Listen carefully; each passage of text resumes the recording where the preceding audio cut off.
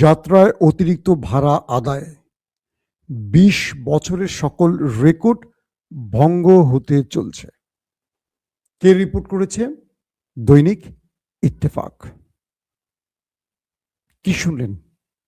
ঠিক নাকি ভুল শুনলেন? আবার শুনেন। ঈদ যাত্রায় অতিরিক্ত ভাড়া আদায়ে ২০ বছরের রেকর্ড ভঙ্গ হতে চলছে। হাসিনা দুর্নীতিবাজ ছিল, মহা লুটেরা ছিল, ১৫.৫ বছর ক্ষমতায় ছিল, সেই রেকর্ডও ভাঙতে যাচ্ছে নতুন সরকার। সবাই একবার করে সুবহানাল্লাহ বলবেন। দর্শক, বাংলাদেশ নিয়ে অনেকেই বলছেন কিছু খবর দেওয়ার জন্য, বাংলাদেশ নিয়ে কথা বলার জন্য অনেকেই অনুরোধ করছেন। তাই আজকে বাংলাদেশ নিয়ে কথা বলতে চাই, সামগ্রিক অবস্থা নিয়ে কথা বলতে চাই। গতকালকের একটি দৃশ্য আমাকে মানসিকভাবে খুব অসুস্থ করে ফেলেছে। বরিশালগামী একটি লঞ্চে একটি পরিবার নৌকায় করে লঞ্চে উঠতে যাবার সময় দুটো লঞ্চের মাঝে চাপা পড়ে বাবা এবং তার ছেলে দুজন একসাথে মারা গেছে এবং ছেলের স্ত্রী যিনি গর্ভবতী ছিলেন তিনি হাসপাতালে ভর্তি আছেন। এই দৃশ্যটি আমি একবার দেখেছি, তারপর আর দেখতে পারিনি এবং সারা দিন আমি মানসিকভাবে যথেষ্ট অসুস্থতা ফিল করেছি। কারণ এরকম ভয়ঙ্কর দৃশ্য আসলে আমরা দেখতে চাই না, সবাই নিতে পারে না, আমি নিতে পারি না। কি হয়েছিল? বাংলাদেশের সদরঘাটে যদি আপনি প্রবেশ করেন, মনে করবেন এই রাষ্ট্রের কোনো বাপ মা নাই, এই রাষ্ট্রের কোনো বাপ মা নাই, এই রাষ্ট্র অটোমেটিক চলে, কেউ চালায় না। মানে এই সদরঘাট নিয়ে বাংলাদেশের মানুষের, লক্ষ লক্ষ মানুষের এত ভোগান্তির পরও এই সদরঘাট নিয়ে কারো ভাবনা নেই, কিন্তু এখান থেকে লুটপাট চলে নিয়মিত। যারা ক্ষমতায় থাকে এখান থেকে তারা প্রতিদিন কোটি কোটি টাকা লুটপাট করে। ধরেন একটি লঞ্চ দাঁড়িয়ে আছে, আরেকটি লঞ্চ আসতেছে, কিন্তু সামনে একটি নৌকোতে যাত্রীরা নৌকো থেকে লঞ্চ উঠবে। কেন? এই লঞ্চগুলো ঘাটে ভিড়তে পারছে না। কেন? সিরিয়ালি অনেক লঞ্চ আছে, তো যাত্রীরা লঞ্চের টিকিট পাবে না বা জায়গা পাবে না, এই জন্য নৌকায় করে তারা লঞ্চগুলোতে ওঠে। তো একটি নৌকা লঞ্চের দিকে এগিয়ে যাচ্ছে, আরেকটি লঞ্চ তা দেখে তার গায়ের উপর দিয়ে চালিয়ে দিয়েছে। কারণ বিচার হবে না। এই দেশে বিচার হয়? ৫৪ বছর কয়টা বিচার হয়েছে বলেন? ছেলেটার নাম সোহেল, বয়স ২২, সঙ্গে তার স্ত্রী, গর্ভবতী স্ত্রী এবং তার বাবা। সে নৌকার মধ্যে ছিল, লঞ্চটি এসে তাকে চাপা দিয়ে আরেকটি লঞ্চের সাথে পিষে তার দুটো পা কোমরের নিচ থেকে কেটে নিয়ে চলে গেছে। আরেকটা দেহকে পুরো লঞ্চ চেপে থেতলে একেবারে পুরো টুকরো টুকরো করে ফেলেছে, একদম ছাড়া ছাড়া করে ফেলেছে। আমি আর মুখে বলতে পারছি না। সোহেলের স্ত্রী চাপা খেয়ে পানিতে পড়ে গেছে, এখন পর্যন্ত বেঁচে আছে শুনছি, যে গর্ভবতী মহিলা। আচ্ছা বলেন তো, এই দৃশ্য কোনো সুস্থ মানুষ দেখতে পারবে? কিন্তু এই দৃশ্য আমরা প্রতিদিন দেখছি। আজকে সদরঘাট, কালকে আরেক জায়গায় ঘটবে। দুটো বাস প্রতিযোগিতা করবে, করে মুখোমুখি সংঘর্ষে পথে অনেক মারা যাবে। একজন ড্রাইভার গাড়ি চালাবে আর ফোনে কথা বলবে, পথে অ্যাক্সিডেন্ট করবে, অনেকগুলো শিশু মারা যাবে। আমাদের এই ড্রাইভিং পেশায় যারা আছেন, বা মানে ড্রাইভার বা ড্রাইভিং দিয়ে আমি একটা দিয়ে সবগুলি বুঝিয়েছে। রাষ্ট্র যে চালান তিনিও ড্রাইভার, রাষ্ট্র পরিচালনার ড্রাইভার বাসের। এই ড্রাইভার সমাজটাই না আসলে আমরা ভুল লোকদেরকে চয়েস করে রাখি সব সময়। কি হবে? সরকার লঞ্চ দুটোর পারমিট বাতিল করবে। এই লঞ্চ দুটোর মালিক হবে খুব পাওয়ারফুল লোক এবং তারা মোটা অঙ্কের টাকা দিয়ে শীঘ্রই ফিরে আসবে, কিন্তু এই নিউজটা আর হবে না। এখন যে সিদ্ধান্ত নিবে সরকার, এটা আমরা জানবো, এরপরে এটা অটোমেটিক চালু হয়ে যাবে। কি করবেন? আপনার কিসের ক্ষমতা আছে? আপনি যে গণভোটের পক্ষে ভোট দিয়েছেন, সেই গণভোট বাস্তবায়ন হচ্ছে? ৪-৫ কোটি ভোটের কোনো মূল্য আছে? এই দেশের জনগণের মূল্য আছে? এই দেশ চলে ভিন্ন দেশের প্রেসক্রিপশনে। আপনি কিসের ভোট দেন? কিসের ভোটের দরকার এই দেশে? দেশ তো চালাবে এস্টাবলিশমেন্ট, দেশ চালাবে ওপারের প্রেসক্রিপশন। আপনার ভোটের কোনো ভ্যালু নাই এই দেশে। আপনি ভোট দিবেন আম গাছকে, আর ক্ষমতায় বসবে কলা গাছ। এটাই বাংলাদেশের নিয়ম। তাহলে আপনাকে কি করতে হবে? জেগে উঠতে হবে, আপনাকে প্রতিবাদ করতে হবে, আপনাকে অন্যায়ের বিরুদ্ধে আরেকটি বিপ্লব করতে হবে। আমি আজকে দেখলাম আমাদের ঢাকা ইউনিভার্সিটির এক ছোট ভাই শামীম, যে ঢাকা বিশ্ববিদ্যালয়ে ডাকসু নির্বাচনে ভিপি প্রার্থী হিসেবে দাঁড়িয়েছিল। শামীম একটা কথা বলেছে, যে তার কথাটা আমার খুব ভালো লাগছে। আমি আমার ফেসবুকে এই কথাটা দিয়েছিলাম। আমি আপনার কথাটা একটু পড়ে শোনাইলে আপনারা বুঝবেন। মানে আমার খুব পছন্দ হয়েছে শামীমের কথাটা, তাই আমি আপনাদেরকে আরেকবার শোনাবার চেষ্টা করছি। শামীম বলছেন, নেতারা তরুণ প্রজন্ম বলতে কেবল তাদের সন্তানদেরকেই বোঝে, বাকিরা গাড়ির পেছনে দৌড়ানো কর্মী। কথাটা বুঝছেন? আমাদের নেতারা তরুণ প্রজন্মের কথা বলেন না, মূলত তারা মনে করে তাদের ছেলে বা মেয়ে যারা বড় হচ্ছে, আগামী দিনে বাবার চেয়ারটায় তারা বসবে। আর মানে নেতার ছেলে নেতাই হবে, এটা বুঝিয়েছে। আর বাকি যারা আছে তারা গাড়ির পেছনে দৌড়াবে, নেতা যখন আসবে পেছনে দৌড়াবে, আমার ভাই, তোমার ভাই, অমুক ভাই, তমুক ভাই। আমরা দেখি না ছাত্র দলের প্রেসিডেন্ট রাকিব ভাই কিভাবে দৌড়াচ্ছেন, একটা দলের প্রেসিডেন্ট গাড়ির পেছনে দৌড়াচ্ছেন। এই দৃশ্যগুলো আমাদের বলে দিচ্ছে যে আমরা রাজনীতিবিদরা দাস, আর রাষ্ট্রে আমরা যারা সাধারণ জনগণ আছি তারা হলাম দাস। দর্শক, আমরা কি দেখলাম? বগুড়ার সান্তাহারে নীল সাগর এক্সপ্রেসের বেশ কয়েকটা বগি বিচ্ছিন্ন হয়ে পড়ে গেছে। লম্বা সময় উত্তরবঙ্গের সাথে যোগাযোগ বিচ্ছিন্ন হয়ে পড়েছে, মানে 5টি জেলার যোগাযোগ বিচ্ছিন্ন হয়ে পড়ে। অবশেষে জানলাম কিছুক্ষণ আগে সেটা চালু হয়েছে। এই যে ঈদ আসবে বা এই ঈদ যাবে, এই ঈদকে কেন্দ্র করে বাংলাদেশে কয়েকশো মানুষের প্রাণ যাবে শুধু সড়ক পথে। দেখবেন এই শুরু হয়ে গেছে। আবার যখন এই ঈদ শেষে বাড়ি ফিরবে, নারীর টানে বাড়ি যায়, আবার কর্মস্থলে ফিরে আসে, দেখবেন শত শত মানুষের মৃত্যুর খবর আসবে গণমাধ্যমে। কোন সরকার এই বিষয়ে কোনো ব্যবস্থা নিয়েছে? উৎসব তো পুরো পৃথিবীতে আসে, তাই না? খ্রিস্টানদের উৎসব আছে, হিন্দুদের উৎসব আছে, ইহুদিদের উৎসব আছে, মুসলিমদের উৎসব আছে। তো উৎসব পুরো পৃথিবীতেই হয়, কেবল বাংলাদেশের এই করুণ পরিণতি কেন? আমরা মোটামুটি ইউনুস আমলে কিছুটা ভালো দেখেছিলাম। ইউনুসের যে আমলটা, সেখানে আমরা যে ঈদগুলো পালনের সুযোগ পেয়েছিলাম, আমরা এরকম ভয়ানক ঘটনাগুলো কম দেখেছিলাম। এবং যাত্রীরা স্বীকার করেছেন যে তারা এবার সবচেয়ে ভালোভাবে বাড়ি যেতে পেরেছেন, আসতে পেরেছেন। ইত্তেফাকের যে খবরটি দিয়ে ভিডিও শুরু করলাম, ইত্তেফাক বলছে গত 20 বছরে সকল রেকর্ড ভাঙছে এবার বাস ভাড়ার, মানে এত বেশি ভাড়া নেওয়া হচ্ছে। বাপমা আছে এই দেশের? বলেন। আপনারা বেছে বেছে যদি ঋণ খেলাপিদের, চাঁদাবাজদের পার্লামেন্টে পাঠান, এর চেয়ে ভালো কি আশা করবেন? এদেশের জনগণের জন্য এরকম নেতাই যথেষ্ট। এদেশের জনগণের জন্য এই নেতারাই পারফেক্ট।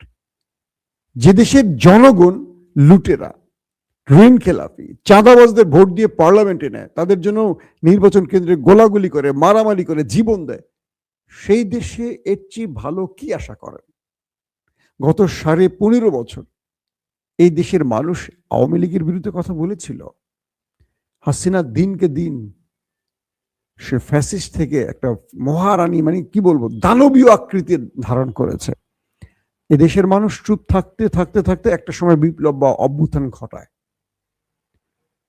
বাংলাদেশের প্রত্যেকটা সিস্টেম দুর্নীতি পরিপূর্ণ, প্রত্যেকটা সিস্টেম দুর্নীতিতে পরিপূর্ণ, একদম পরিপূর্ণ। আপনি কোথায় হাত দেবেন? যে লোকটা আজকে নেতা হয়েছে, সে কোটি কোটি টাকা দিয়ে নমিনেশন কিনেছে, সে নির্বাচনের জন্য রাতে ভোট কেনা বেচা করেছে, তার অজস্র টাকা খরচ করতে হয়েছে। আপনি নির্বাচনের আগের দিন 500 বা 1000 টাকা নিয়েছেন না নেতার থেকে? তো নেতা আপনার গলায় পাড়া দিয়ে 1 লক্ষ টাকা নিতে হবে না? আপনার কাছ থেকে তো নিতে হবে। আপনার সরকারি বরাদ্দ থেকে চুরি করবে, আপনার বিভিন্নভাবে আপনার লাইফের 12টা বাজিয়ে চাঁদাবাজি করে আপনার প্রতিটা ঘাটে ঘাটে চাঁদা দিতে হবে। এখানে বালি করতে গেলে, ওখানে এটা করতে গেলে, এখানে রড বিক্রি করতে গেলে, এটা করতে গেলে আপনাকে দিতে হবে। 1000 বা 500 টাকা দিয়ে একটা ভোট আপনি দিচ্ছেন, বিনিময় নেতা 5 বছর আপনাকে চুষে খেতে খেতে আপনাকে একদম কাঙাল করে ফেলবে। এটাই তো রাজনীতির নিয়ম। আপনারা কি পরিচ্ছন্ন ভালো লোকগুলোকে ভোট দেন? দেন না। তো আশা করেন কি সদরঘাটে দুর্ঘটনা ঘটবে, কমলাপুরে দুর্ঘটনা ঘটবে, সারা দেশে দুর্ঘটনা ঘটবে? কারণ কি? কারণ নেতারা তো আপনার মতো লঞ্চে ঝুলে ঝুলে যাবে না, এসি গাড়িতে করে যাবে, হেলিকপ্টারে যাবে, প্রয়োজনে বিমানে যাবে। এই দেশের এই সাধারণ যাত্রীবাহী যে লঞ্চ, বাস, ট্রেন, এগুলো গরিব মানুষের জন্য। নেতারা এখানে তাকালে তো সমস্যা, বুঝতে পারছেন না? নেতাদের তো দৃষ্টি উপরে থাকবে। নেতার ছেলেরা যাবে 10টা গাড়ি নিয়ে, বহন নিয়ে, সামনে পিছে গাড়ির বহর, কে অ্যাক্সিডেন্ট করবে? সো আসেন আমরা এইরকম নেতাকে পরিপূর্ণ করে বাংলাদেশে ভরে দেই, আর আমাদের কপাল আমরা নিজেরা ধ্বংস করি। দর্শক, লঞ্চ দুটোর কি হয়েছে, আর ট্রেনের কি হয়েছে, বাসের কি হয়েছে, এগুলো নতুন করে আসলে খবর না। এগুলো আজকে আমি বলছি, কালকে আরো 2টা বড় ঘটনা ঘটে যাবে। কিন্তু সবচেয়ে বড় জিনিস হলো, এই যে দুর্ঘটনার কি কোনো বিচার হবে? আদৌ হবে? এই বিচারহীনতার বাংলাদেশে খুলনায় দেখলাম প্রকাশ্যে গিয়ে ঘরে ঘুমন্ত অবস্থা 4জনকে গুলি করে চলে এসছে। কারণ হলো একজন নারী তার স্বামীকে ডিভোর্স দেয়, পরবর্তী আরেকটা বিয়ে করে। তাই ক্ষিপ্ত হয়ে আগের স্বামী গুলি করে চলে আসে। কেন গুলিটা করেছে জানেন? হঠাৎ করে আওয়ামী লীগ আমলে আওয়ামী লীগের লোকেরা সবচেয়ে বেশি ধর্ষণের কেসে আটকে গেছে, জানেন তো? সারা দেশে বাম্পার ফলন হয়েছে ধর্ষণের। আওয়ামী লীগ চলে যাওয়ার পর হঠাৎ করে বাম্পার ফলন হয়েছে ধর্ষণের বিএনপি। দেখছেন আপনি? হঠাৎ করে ক্ষমতায় বসার পর এই ধর্ষণটা হঠাৎ করে বিএনপি এখন করছে কেন? গত 15.5 বছর আওয়ামী লীগ করছে, এখন বিএনপি করছে কেন? আগে তো বিএনপি করে নাই। তার মানে বিএনপি সব জিনিসগুলোকে এখন খারাইছে? বিষয়টা এরকম না। বিষয়টা হলো, যখনই যার দল ক্ষমতায় যায় সে বোঝে আমার বিচার হবে না। একদম মুদ্রা কথা হলো এটা। আওয়ামী লীগ মনে করতো তার কোনো বিচার হবে না, তাই সকল অপকর্ম করত। এখন বিএনপি মনে করে আমার দল ক্ষমতায় আছে, আমার বিচার করবে কে? সে অপকর্ম শুরু করবে। তার মানে হলো এই দেশ বিচারহীনতার জন্য এই অপরাধগুলো বাড়ে। তাহলে কি করতে হবে? এই দেশে এমন একটি বিচার ব্যবস্থা তৈরি করতে হবে যেখানে রাজনৈতিক আনুকূল্য গ্রহণ করতে পারবে না, কে কোন দল বিবেচিত হবে না, যে যেই কাজে অপরাধী তার সেই সাজা হবে। বাংলাদেশে গণভোট হলো কার জন্য? বিএনপির জন্য। বিএনপি দাবি করে গণভোট, এটা গণপরিষদের ব্যাপার ছিল, কিন্তু বিএনপি বলছে গণভোট। তারেক রহমান গণভোটের পক্ষে ভোট চেয়েছে। আমাদের সালাউদ্দিন সাহেব এখন কি বলছেন বলেন, শুনছেন আপনারা? তার মানে হলো, একটা কথা আছে, বিপদ কেটে গেলে মানুষ কেন জানি বিএনপি হয়ে যায়। অর্থাৎ গত 15.5 বছর এই বিএনপি সংবিধান নিয়ে কত চমৎকার কথা বলেছে। আজকে সেই বিএনপি একদম হাসিনার আওয়ামী লীগের ভাষায় কথা বলছে, ওবায়দুল কাদেরের ভাষায় কথা বলছে। কারণ কি? তারা ক্ষমতায় চলে এসছে। আমি শুধু বলবো, ক্ষমতা চিরস্থায়ী না। মনে রাখবেন, আপনারা আপনাদের ক্ষতি করছেন। শেখ হাসিনার থেকে কিছু শেখেননি আপনারা, আপনাদের শিখতে হবে। হাসিনার এত বড় ডিজাস্টার দেখেও যদি বিএনপি না শেখে, আমার আফসোস। কেন যেন মনে হয় দেশ তারেক রহমান চালাচ্ছেন আর নেপথ্য থেকে কেউ চালাচ্ছেন। ওপারের কেউ এই দেশে বসে তার মতো করে দেশ চালাচ্ছেন। তারেক রহমান এই নীতির বা এই নিয়মের লোক নন। তাকে আমি যতটুকু চিনি, সে বাংলাদেশের মানুষের মতামতকে সম্মান করা ব্যক্তি, তার মা এবং তিনি এবং তার বাবা। কিন্তু কোথা থেকে যেন অদৃশ্য শক্তি দেশ চালাচ্ছে। হঠাৎ করে এই প্রসঙ্গটা কেন আসছে এই কারণেই, বাংলাদেশে যে পরিবর্তনগুলো আমরা ইউনূসের আমলে দেখেছিলাম, অ্যাটলিস্ট ঈদকে কেন্দ্র করে, অ্যাটলিস্ট এবার বিএনপি সেইটা দেখাতে পারতো, কিন্তু বিএনপির প্রথম ঈদ এটি।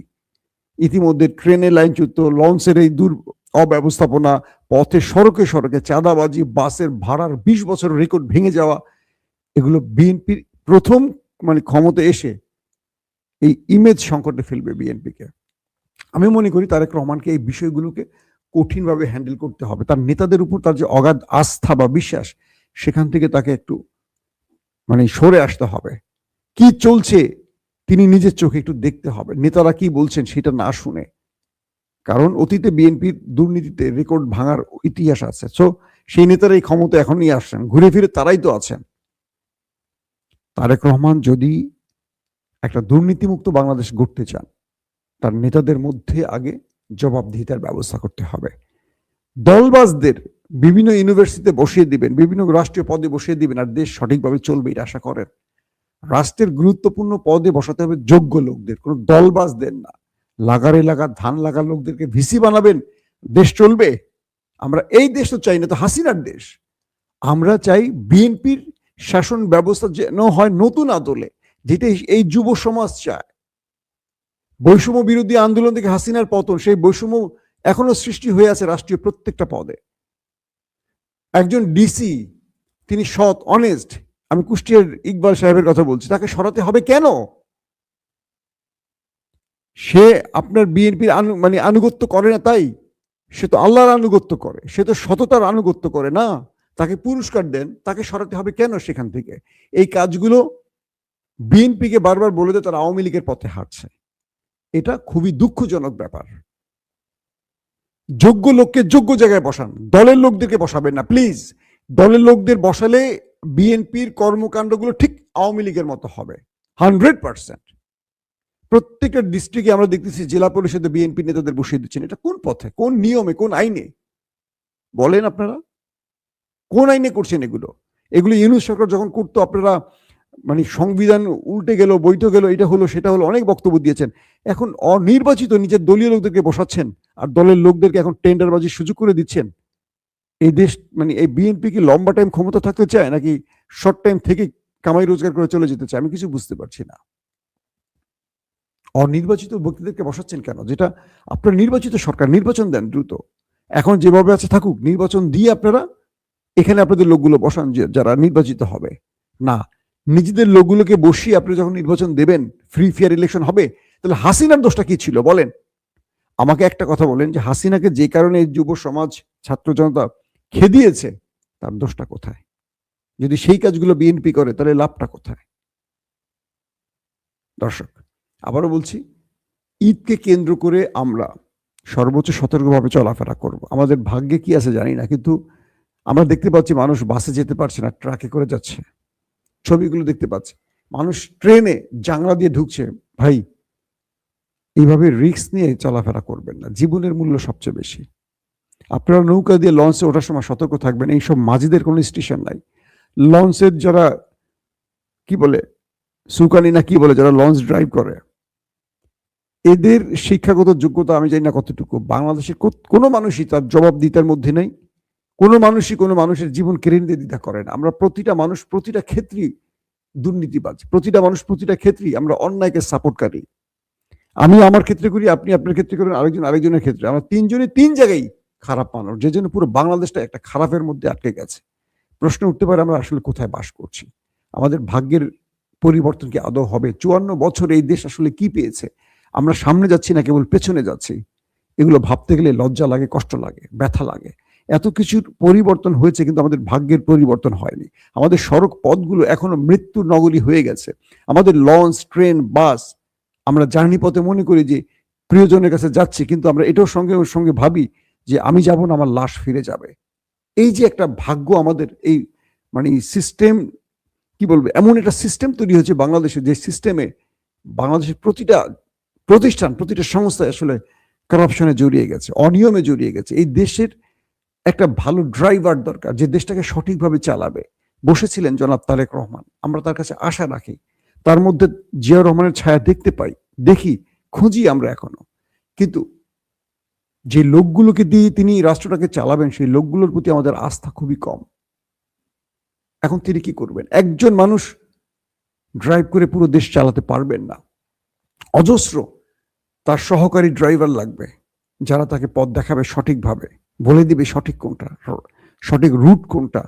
ভুল রুটে গেলে তো আমাদের গাড়ি লাইনচ্যুত হবে। ট্রেন যেমন বগিচ্যুত হয়, এই রাষ্ট্র দেশচ্যুত, মানে আমাদের ট্রেনের মতোই লাইনচ্যুত হয়ে যাবে। তাহলে যোগ্য লোকগুলোকে ভালো জায়গায় বসানো উচিত।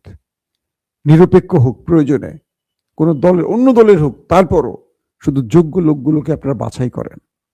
দুর্নীতিবাজদেরকে বাছাই করেন, যাদের পেছনে অনেক অভিযোগ আছে দুর্নীতির কিংবা করাপশনের, কি বলে, ব্যাংক ঋণ খেলাপি বা অনিয়মের, এই লোকগুলোকে আস্তে আস্তে সরান। জনাব তারেক রহমান, আপনি জীবনে প্রথম সুযোগটি পেয়েছেন রাষ্ট্র পরিচালনায়। আমরা আপনার মাধ্যমে একটা নতুন বাংলাদেশ দেখতে চাই, অপেক্ষায় আছি আপনার হাত ধরি, হয়তো কিছু একটা আমরা দেখব। আমাদের হতাশ করবেন না আশা করি। আল্লাহ হাফেজ।